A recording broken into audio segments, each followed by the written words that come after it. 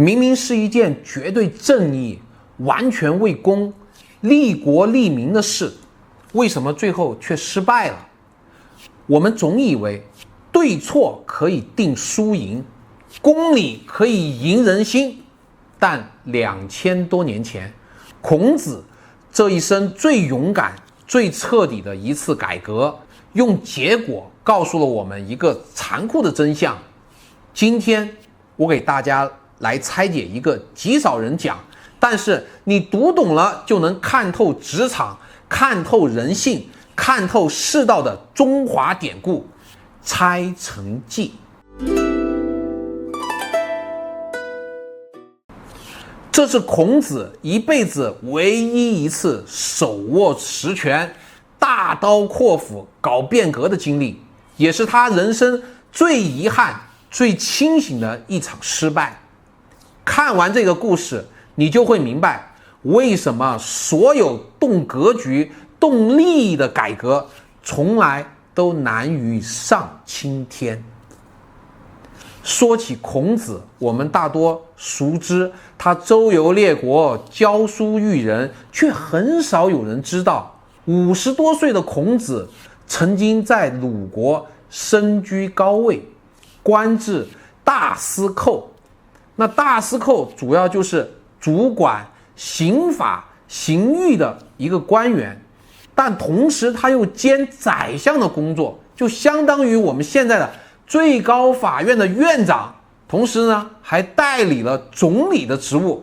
所以他手握一国朝政实权。故事呢就发生在公元前498年，正是中国的春秋时期。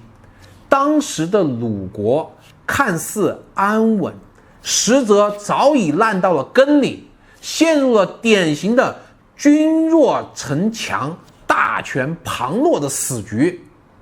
国家的权力根本不在国君的手里，而是被当时的3大家族牢牢把持。这3家就是历史上有名的三桓。因为这3家的始祖都是鲁桓公的儿子，一代一代传下来的，所以历史上就称他们为三桓。他们分别是叔孙氏、季孙氏和孟孙氏。这3家贵族权势滔天，为了巩固自己的私人势力，私自修建了3座超级坚固的城池，那分别是后邑、敝邑和陈邑。邑呢，就是人居住的地方，在这里呢，就指封地。按照当时的周礼制度，大夫的城池有严格的尺寸标准，绝不能超标，更不能私自拥有兵马。如果有私自拥有兵马，那就容易天下大乱，对吧？可这3座城呢，完全是违规违建的私人城堡，里面囤积了粮草、兵器、重兵、家臣盘踞其中，还多次凭借着这个城池它比较坚固的这样一个优势，发动了叛乱，割据一方。那朝廷当时鲁国的朝廷呢，也管不了，国君也治不了，鲁国呢就国内就战乱不断，百姓苦不堪言。当时的孔子身居高位，看在眼里呢，急在心里。他深知想要拯救鲁国，恢复天下的秩序，空谈仁义道德是没有用的，必须动真格的。于是他就下定决心，开启了一场颠覆格局的改革。挥三都，也就是拆除3家的城池，在历史上呢就被称为拆城记。讲到这里，大家可以先思考一个问题：孔子拆的是违法建筑，整治的是叛乱的乱象，完全是秉公办事，为国为民，按理说应该是全员支持，一帆风顺。可为什么最后却惨败收场呢？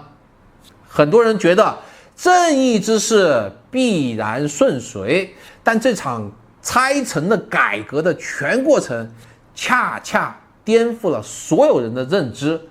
全程一波三折，跌宕起伏。孔子的改革逻辑特别清晰，拆掉全城违规私建的城堡，削弱私人的割据势力，把兵权、政权、话语权全部都收归到国君手里，让国家重回正轨，百姓安居乐业。这场行动由孔子亲自谋划主导，他门下能干的弟子全权负责执行。所以第一座要拆的就是叔孙氏的后裔。这座城呢，常年就滋生叛乱，叔孙氏自己也深受其害，被自己的家臣折腾得焦头烂额。所以这次拆城，叔孙氏第一个举手赞成，全力配合，没有任何阻力。那么后羿呢，他拆除呢就比较顺利，改革首战告捷，一切看起来都无比的顺利啊。紧接着第二座城的目标是季孙氏的毕邑。这座城呢是3座城堡当中呢实力最强的，兵力最多的一座。那在这里盘踞的有一个家臣叫公山不扭，那嚣张跋扈，拥兵自重，坚决抗拒拆城，不仅拒不配合，而且他还直接起兵造反，率军就攻打了当时鲁国的都城，兵锋直指国君，朝野上下人心惶惶。危难时刻，孔子呢临危不惧，镇守指挥，亲自调度，鲁国的军队就开始进行反击了，一举就击溃了叛军，就叛臣就仓皇的出逃，最后呢逃往了齐国。就最难啃的这个毕邑到最后也被成功的拆除了。而2座顽固的这个割据的城池全部被清零了，改革势如破竹，眼看就要彻底的成功了，重振鲁国的江山的目标马上就要实现了。可谁也没想到，最后一座看似最容易的城，却成了整场改革的死穴，直接让孔子所有的努力功亏一篑。最后一座城是孟孙氏的陈邑。起初呢，这个孟孙氏呢还假意的比较顺从，假装配合，好，就是你们要拆没问题。可细细的盘算之后呢，他就彻底的醒悟了。这个后羿呢，毕邑拆了以后，受损的是别人，可一旦陈邑被拆掉以后，自己就会彻底的失去地盘、兵权和所有特权，沦为毫无实权的空壳贵族。于是孟孙氏改变了主意。当时他的手下有一个家臣叫公廉楚府，这个叫公廉楚府的人呢，就跟他说道：徽城其人必至于北门。那徽城就是拆了城以后，拆成功了以后，齐国的人呢就会攻打到北门，且成孟氏之保障也。什么意思呢？就是如果这个城还在，并且他还在的话呢，孟氏就是讲你孟氏这个家族呢，你就有一个保障。无城就没有这座城邑的话，没有城邑的话呢，就是没有孟氏，是无孟氏也，就是没有你孟氏的地盘了，没有你孟氏了，你将来都没有了，就是这样。子伪不知，就是你子就是代表你，伪假装不知道这件事情，我将不挥，我将不拆，就我也可以理解成我将不挥，我就将不去配合拆掉我们这座城，就这意思。好，孟孙氏呢就暗中就授意他的家臣啊，你就死守这个城池，坚决拒拆，以至于后来呢，冬12月，攻围城。什么意思呢？就是他是夏天开始执行这个拆城的这件事情的啊，这个政策的。到了冬天12月，过了半年以后呢，这个攻就是鲁定公，他就最后这座城围了这个城邑，围了就开始攻打他，要把它拆掉。但是呢，围了半天没有拆掉，没拆成，伏克，伏就是不能克，就是把它消灭，攻占它，就是伏克不能够攻占并能够拆城，并就是拆城失败的意思。从这个故事我们就可以看出，当改革触及到所有人的核心利益，原本互相争斗的3大家族，瞬间他们就抱成团，一致对外，集体呢就对抗当时的鲁国的朝廷，对抗孔子的改革。国君鲁定公呢，势单力薄，兵力不足，根本就不敢强行的施压。最终呢，轰轰烈烈的徽三都改革卡在了最后一步，彻底的搁浅，遗憾的失败了。这场失败也彻底的击碎了孔子的政治理想。心灰意冷的他呢，不久后便离开了鲁国，开启了长达14年的周游列国之路。听完这个故事，我们来精准的拆解完整的词义，帮助大家彻底的吃透，精准的运用。